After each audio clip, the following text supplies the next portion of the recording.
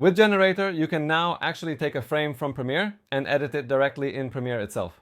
With Premiere, you can actually do all sorts of things that you might have needed Photoshop for until now, but now, thanks to these new features, you can do them right inside Premiere. Now you can do them in Premiere without having to switch between different programs. In addition, the image generator feature can be a great base for working with video engines later, especially when we get to Video Generator.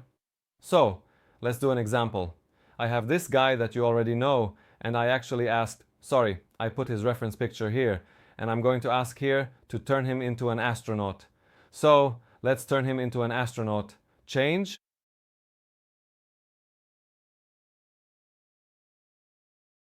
The man, preparing for his mission, carefully put on his spacesuit, making sure each part was secure before becoming an astronaut.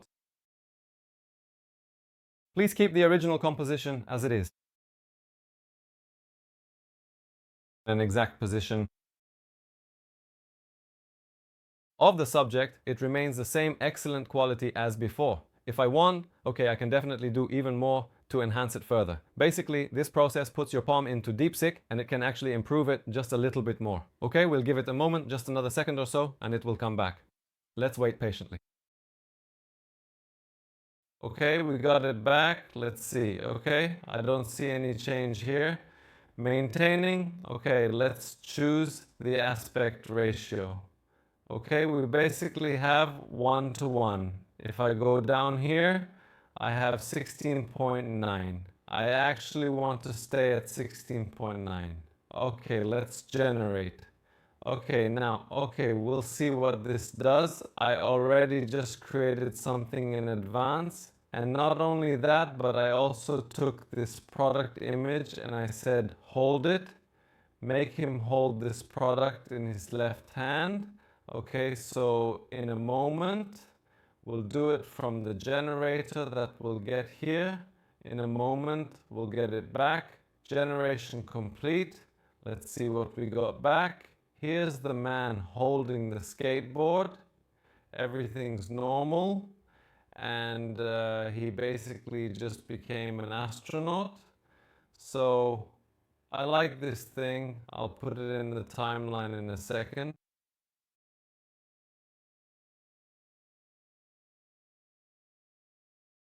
Okay, so he went into the timeline, and what I want to do now is, right, as we said before, we want to take this astronaut and work with him for the next part of our process. Let's give him a little bit of a break, just a short pause before we continue. Now, the next thing I want to do is have this astronaut hold the device in his left hand, the same device that I showed you earlier, so you know exactly which one I mean. Okay, so let's see how that looks. Nano, banana, LLL, beautiful. Now, let's grab the astronaut from the timeline and also bring in a vision, which could be a reference image or a concept, and let's take that down as well.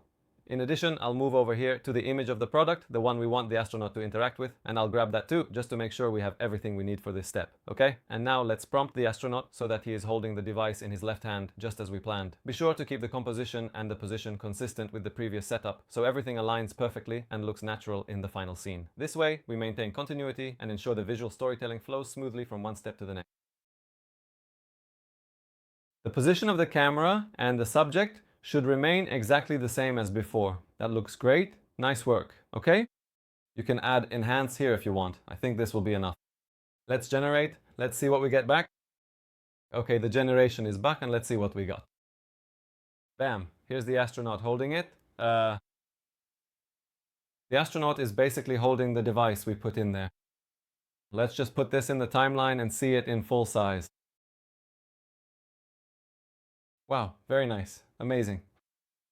Looks great. Okay. So now I can actually pretty easily make a commercial for this particular device right here. Awesome. All right then. Now if we want, I can also do an upscale here.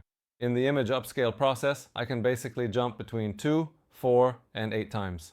Here, it's just a single image. So, all right, no big deal. We'll do a ×4 upscale. Okay, so I've put it in the timeline, and let's see. We got the same image, but now in high resolution. Amazing. Really? Okay, let's move on.